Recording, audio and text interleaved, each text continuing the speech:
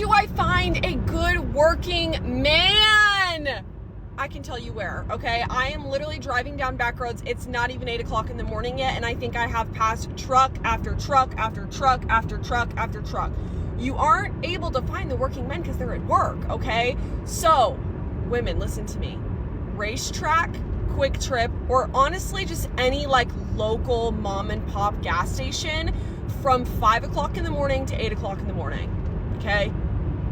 Trust me on that one. It's ironic that whenever a woman says, "Where are all the good men?" you have to wonder what a good man actually means to her. Is it the 666 guy from the apocalypse? 6 feet tall, making 6 figures, and rocking a six-pack? That's the good guy these women are talking about. And that's exactly why they're all single. Today we're covering, every girl I know is single. Where did all the good men go? Before we get started, make sure to subscribe. And today more than ever, leave us a like and a comment. It really helps the channel. Let's get started.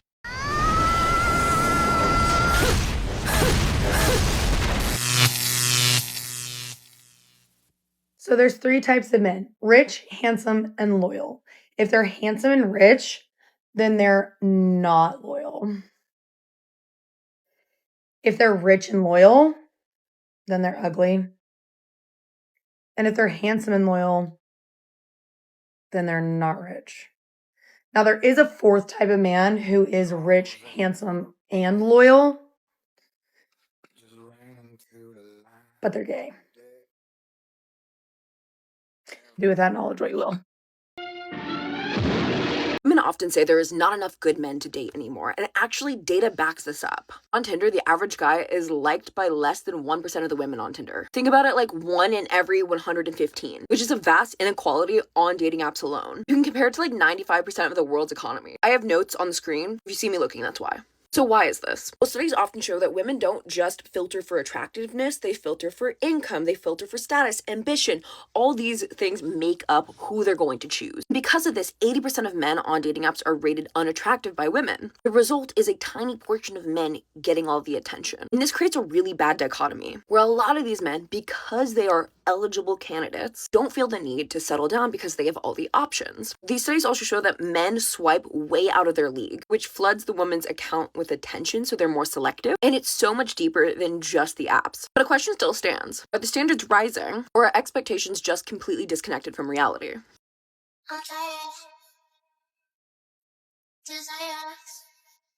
What a truly wonderful idea. Just imagine the lessons that will be ingrained in those young minds that they will carry with them through the entirety of their lives. That instead of learning about being loved, nurtured, and accepted by their parents for who they are, they will instead get to learn firsthand, by the hands of the very ones who are supposed to love and protect them, all about the effects of sexism. I mean, what better lesson could they have to learn? But notwithstanding, they'll also be learning a great deal about resentment, as they will learn to resent each other for how they are treated based on their gender. But then they will also learn to resent anyone else who happens to be a different gender than they are and carry that hostility with them. But as they learn and go through life, they will eventually learn why they also should resent their parents. Exactly. Women are only attracted to the top 20% of men, and that's what leads them to believe they can't find a partner. But there are plenty of men out there. The problem is that women now have more choices, and with that power, they make the wrong ones. They choose based on superficial traits. That's why they keep going from Chad to Chad, then complain that they can't find a good man, while the average guy doesn't even get a second look. Here we have a future mother who will end up resenting her own son, and that's genuinely disturbing. We're now seeing women who want to have boys just so they can take out their frustrations with men on them. That's a dangerous mindset. I'm just a little bit confused at the minute as to what's going on with the male generation carrying the little purses under their arm, dotting about with them in the club and in the rave. Like, since when did men carry handbags? Like, you've gone through decades of generations not needing a handbag, so why now? Why now? Is this becoming a regular occurrence? Like, what the fuck have you even got in it? Some femme fresh to wash your pussy with? A picture of your nan? Like, the most I would share with a man is a Chinese on a Friday night. Now you're going to be wanting to share a handbag collection with me. It's fucking weird behaviour. Are you in like your soft boy era now? Get a fucking grip. You look like a twat. I don't give a fuck if it's designer or not. As a nation, are we going to sit back and just let this happen?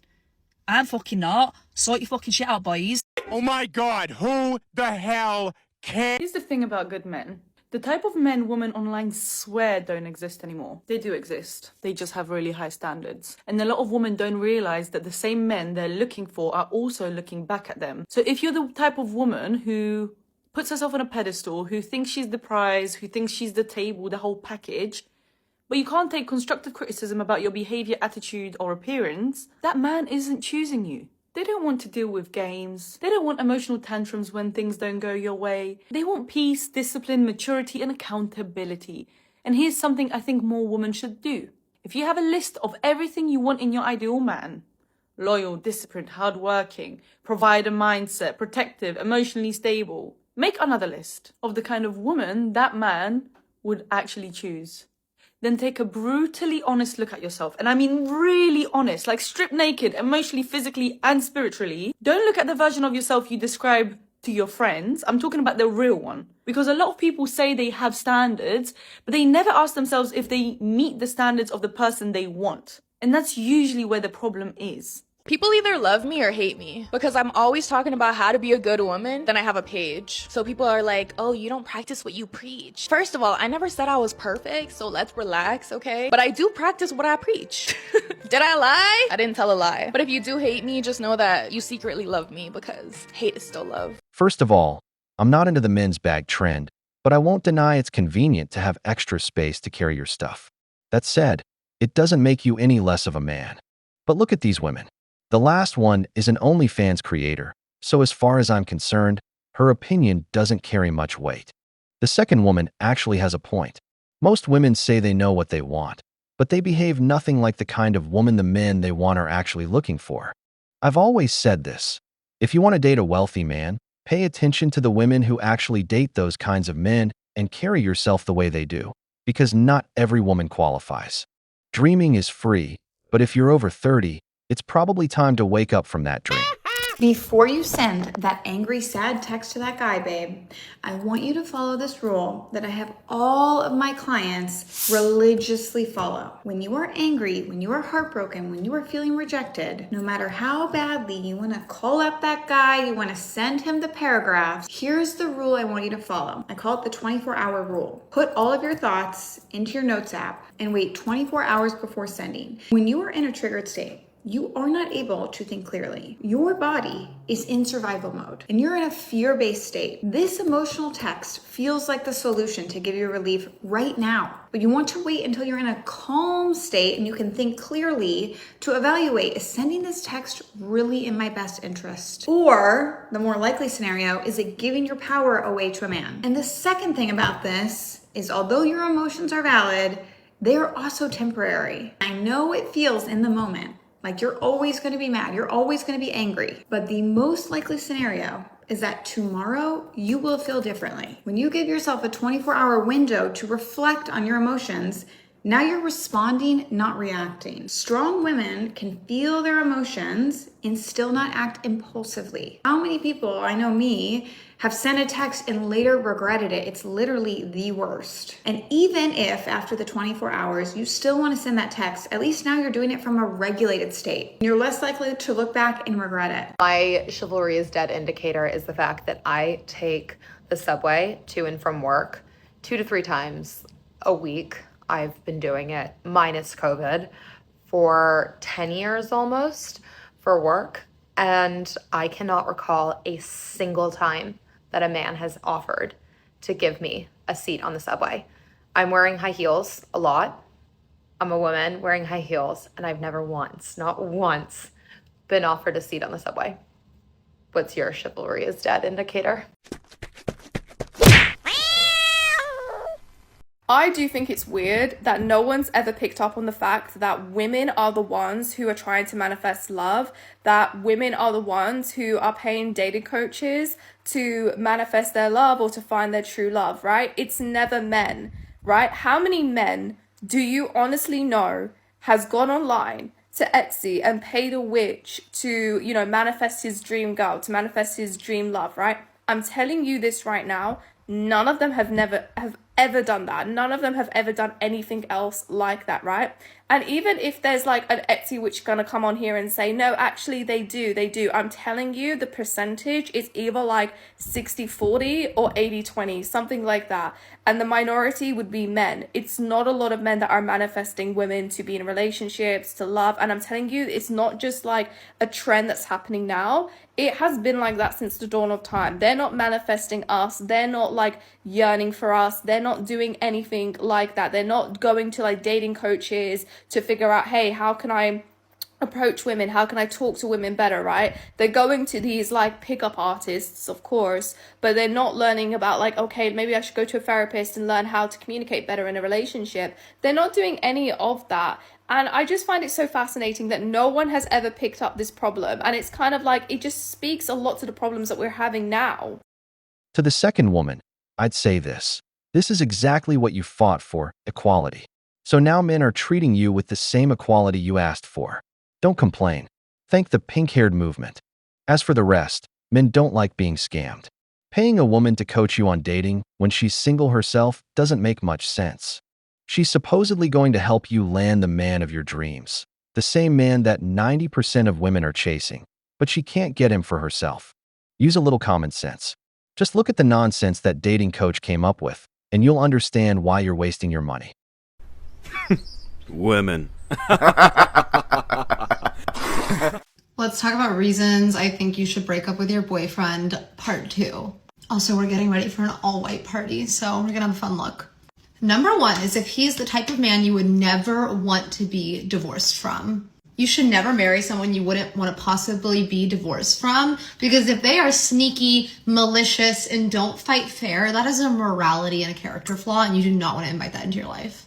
Number 2, this is a big one for me. It's that if he's rude to his mother, because the way he speaks to his mother is eventually how he's going to end up speaking to you.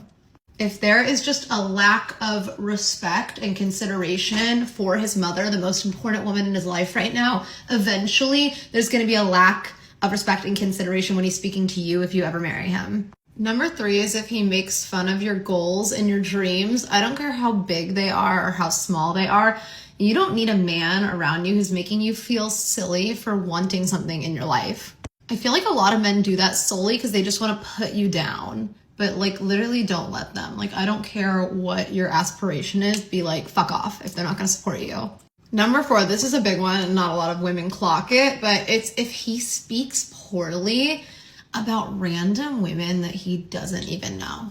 Let's be real. Some men just hate women. And if he's feeling really passionate about speaking down on women who he literally doesn't know, that's a really, really big red flag.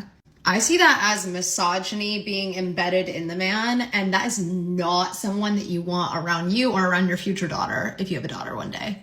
The next thing's also a big one. If he's not supportive during a time of crisis. How your partner steps up for you on the bad days is what counts the most, okay? It's easy to be a good partner on a perfect day or on a vacation or a perfect Saturday, but if they're not a good partner when you're clearly in crisis, they are not the one for you. How they are in a time of crisis is critical. Today's one of those days where my makeup is just sitting a little weird, but fuck it, we ball, we keep moving. Number 6, I think another reason you should break up with him is if you feel like you are his mommy and you're constantly mothering him. But I want to prepare you, leaving him will feel like child abandonment, but you got to do it. Number 7 is if he refuses to show interest in your interests. I think a man who refuses to show interest in whatever your hobbies and things you like are is not someone that you want to be with long term. Because in a way, it kind of shows that they don't really care to know every part of you. I had to do my eye makeup off camera. I honestly started to panic because my makeup was looking so bad. The next thing is if he has a problem with every person you are friends with or are becoming friends with, that's honestly a control tactic. He truly just wants to isolate you and you really need to run away. Number 9 is if he tries to get in between you and your education or your career. An insecure man will literally want you to have nothing but him. That way you're stuck. It's important to have something you can fall back on without him. And lastly is if he lacks basic life skills like doing his fucking laundry, keeping his space clean, taking care of himself. It's crazy that I even have to say that, but there's a lot of men out there that literally lack basic life skills, and then you end up like taking care of them and being their mommy, and you don't want to be with someone like that. Love you guys. I need to go fix my hair and my life and my makeup and just everything. Here we go again with the endless list of things they want. This is exactly what I've been saying all along. They only know how to make demands, and that's why you see so many women staying single.